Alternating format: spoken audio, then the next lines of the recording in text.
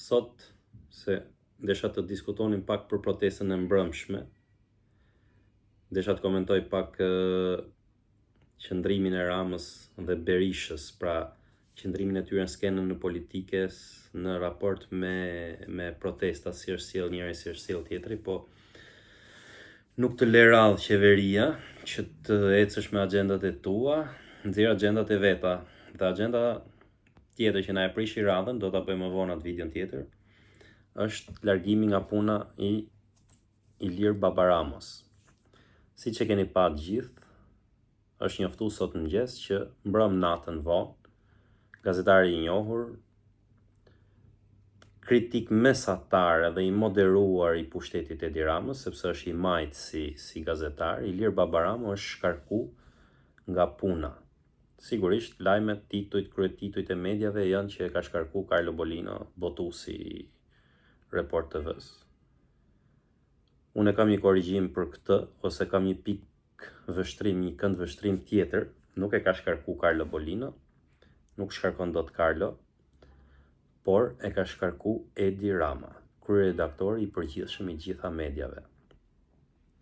Ne jetojmë në një regjim autokratik. Pavarësisht se çfarë thonë njerëzit, pavarësisht se çfarë bëjnë gjithë, ky regjim i do kritikat sa më të pakta. Dhe kur regjimet janë në presion të jashtëm ose të brendshëm, siç ndodhet Rama sot në presionin e ndërkombëtarëve dhe të protestave të brendshme, të gjithë si vëllezërit e tij përpiqen që të shuajnë çdo zë që bën një kritik, kujtun qoftë edhe minimaliste. Se çka kishte thënë Ilir Baba Rama, kishte thënë gjeni 10 gjëra që i ka bot hajrit ky, do të thonë, rrugë, aeroporte, kujtun hekurudha. As kaq nuk ja fali Ilir Baba Ramos. Po pse do thoni ju?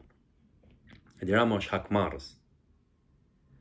Është hakmarrës nga ata që e shërben hakmarrjen si gjell të ftohtë. Po ta mani mend, para disa vitesh Rama ishte i ftuar te Ilir Baba Ramo te emisioni Baba Ramos 5 pyetjet. Edhe Baba Ramo e bezdis, e pyet, i kërkon llogari, ky acarohet, kështu bëhet si i turbuar dhe i ikën nga emisioni. Pra ngrihet, i heq ato mikrofonat e kështu. Ja gjeti momentin edhe ja bëri gjëmën në një moshë që është e vështirë, domethënë, pra ky është një nga problemet kryesore që do jetë vetjak i Ilirit, pra në këtë moshë ti ikesh nga puna, pse ke thënë ore më gjeni një 10 punë që ka bot hajrit kjo qeveri. Unë nuk kam fare as i lidhje me Ilir Baba Ramon, as e njoh, kam qenë herë në emision të atij, po vetëm aq si i ftuar, edhe nuk kam se i bëj as avokatin Baba Ramos, por gjithë ju që më dëgjoni, gjithë njerëzit tjerë që edhe nuk më dëgjojnë mu, e dinë që Ilir Baba Ramo është gazetar i majt, me prirje të majta, pra nuk është ndonjë radikal i djathtë dhe ja gjeti rastin edhe e hoqi. Carlo Bolino ose shumë botues tjerë në Shqipëri janë në shërbim të pushtetit, edhe këtë ne e dim shumë mirë. Pra, botuesit këtu ke ne janë në shërbim të pushtetit sepse pushteti u jep tendera, pushteti u fal toka publike, pushteti pastaj u cakton linjën editoriale. Edhe ai kryeredaktori është kryeredaktori i 99% mediave në Shqipëri është Edi Rama. Një gjë që si pëlqen atij, ikën fishek nga puna. Nuk e pash shumë, biles pash që televizioni fatkeqësisht do të bënte një linjë tjetër pak në kolegët e vet, ishte vu në sulm në Baba Ramos, që mund ta kalonte edhe me heshtje këtë gjë, do të ndodhi ç'a ndodhi, mund ta kalonte me heshtje dhe njerëzit do ta kuptonin vetë se kush e ka heq nga puna, por reagimi i televizionit mbrapa që gjoja Baba Ramon e kemi heq ne sepse ka fyr televizionin, e përforcon edhe më shumë që Baba Ramon e ka heq nga puna Edi Rama. Pra, kjo ishte një strategji e gabuar, po siç duket ai kompleksi i ka zënë kompleksi ata dhe bën atë reagim që e shpërfaqen edhe më shumë. Tani, po të keni parasysh, para ca vitesh ka heq edhe gazetarë tjerë Edi Rama që nuk i kanë pëlqy, ka heq nga mediat. 2 rrugë i ngelen Baba Ramës sot. Ose tik në një media tjetër dhe ta gjejnë gjuhën me Ramën siç e kanë gjetë ish kolegët e tij, ose të vazhdojnë rrugën e gazetarit lirë me i kosto shumë të lartë që pa punë ose do punosh diku tjetër jo me përfitime shumë të mëdhaja. Se cilën do zgjedh ajo nuk e di, po kolegët të tij më parë kanë zgjedh këtë rrugë, janë përplas një herë 2 herë me Ramën, kanë bot dealin edhe sot janë pasha, kur i thonë. Por se nuk është për shaka në fakt, Shqipëria është në një krizë shumë të madhe të lirisë. Krizë e lirisë, unë nuk them se s'ka njerëz që e shajnë atë, që e kritikojnë, se mos përdoren fjalët kështu, po që e kritikojnë pushtetin e kujton. Ja, po e kritikoj unë këtu, e kritikojnë tjerë dhe në 1 ose 2 media tjera opozitare, që e kritikojnë, por këto janë sporadike dhe këto i mbyt sepse 99.9% mediave në Shqipëri i kontrollon vetë pushteti. Narrativen e cakton pushteti, linjën editoriale të ditës u cakton pushteti, minimalisht 10 gazetarë, 10 analistë që dalin në për këto banaqe televizive të darkës, që mund mos jenë dakord me pushtetin, dhe unë njoh shumë që s'janë dakord me pushtetin, të thonë privatisht ky e ka qelb, ky është maskara, këto janë hajdut, s'ka më të korruptum se këta gjithë më radhë. Minimalisht këtyre u blehet heshtja. Pra nuk flasin, nuk e thonë publikisht këto, e thonë në për kafe, në për biseda private. Dhe në këto kushte, çdo njeri fillon edhe bën llogarit, pastaj thotë, ore, do jetoj unë, do ushqej familjen, do ushqej fëmijët, edhe ç'a bën? Shkon e dorëzohet. Me pa dëshirë, shkon e dorëzohet ke pushteti. Kjo është një nga format e autokracisë moderne. Se kur u thu këtyre është autokraci, është mungesë lirie, është kështu, ta kujtojnë që të thush mungesë lirie do të thotë që të vinë ai të kapet, marr të fus në burg. Nuk të fut burg mua, pse do të fus në burg?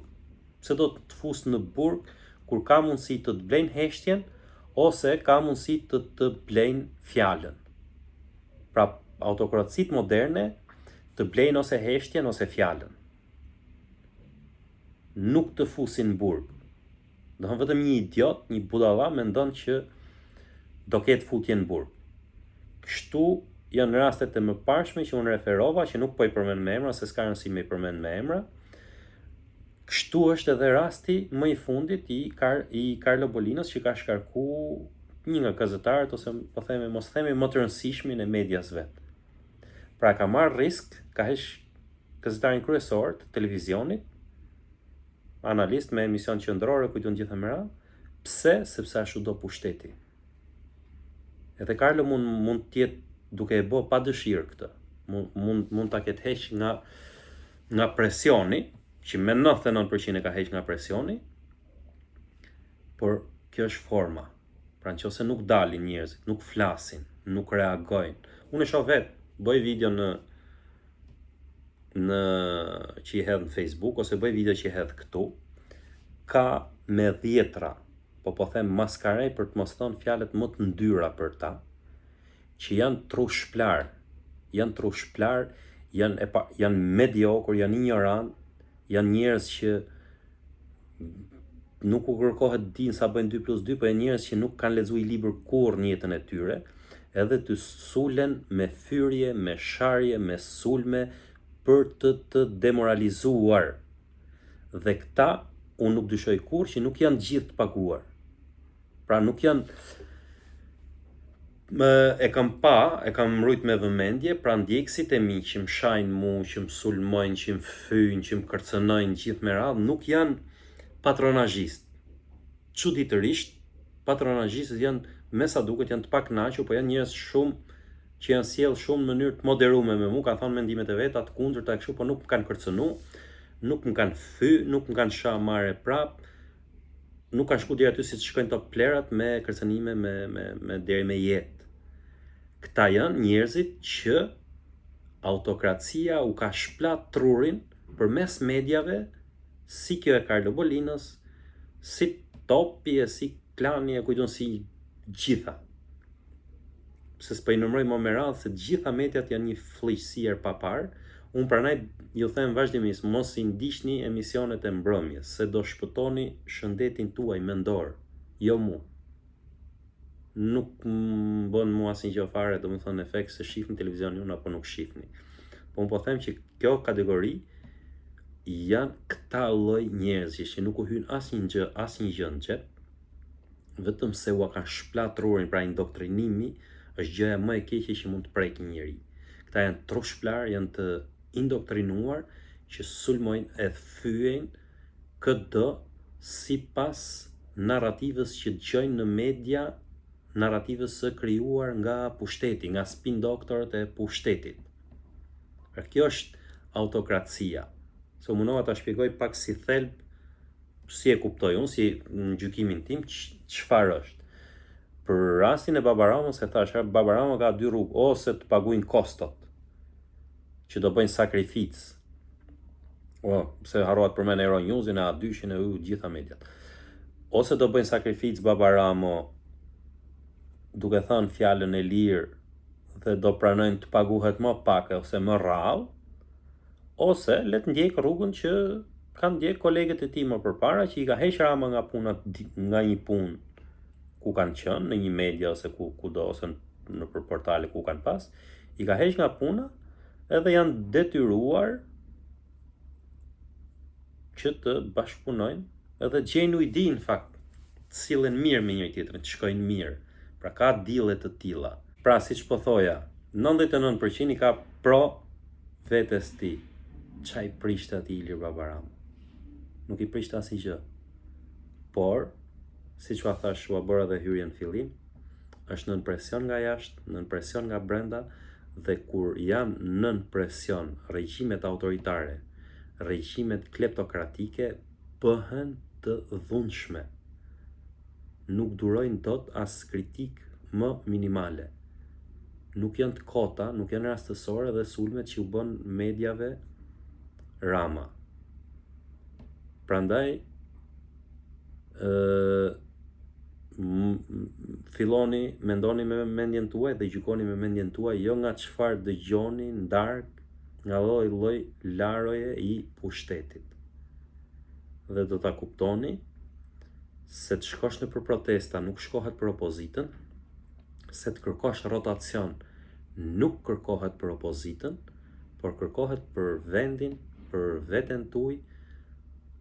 Bile jam duke u thënë edhe socialistëve, edhe për ju, për ta çliruar partinë tuaj. Partia Socialiste nuk çlirohet më kurr, nuk vjen më kurr në duar tuaja si socialist, nëse nuk ndodh një shkundje e madhe dhe të priten duart e mafjes që e ka kap atë. Men krye Edi Ramën. Zgjidheni vetë, bëni çfarë doni, po unë këto do të them për herë, e do t'i them siç i mendoj, pa u sikletos fare se çfarë do thot njëri apo çfarë do thot tjetri. Tani, sugjerimi për Baba Ramën ishte jo miqësor, se unë nuk e njoh, që të them po i jap një sugjerim miqësor, por të shohim. Kam përshtypjen se si Gjirokastrit të zgjedh të paguajnë kostot dhe të rrinë gazetare i lirë, megjithatë ta shohim. Ndiqeni kanalin, bëni subscribe dhe të vazhdojmë se jemi shkëput një 2 ditë.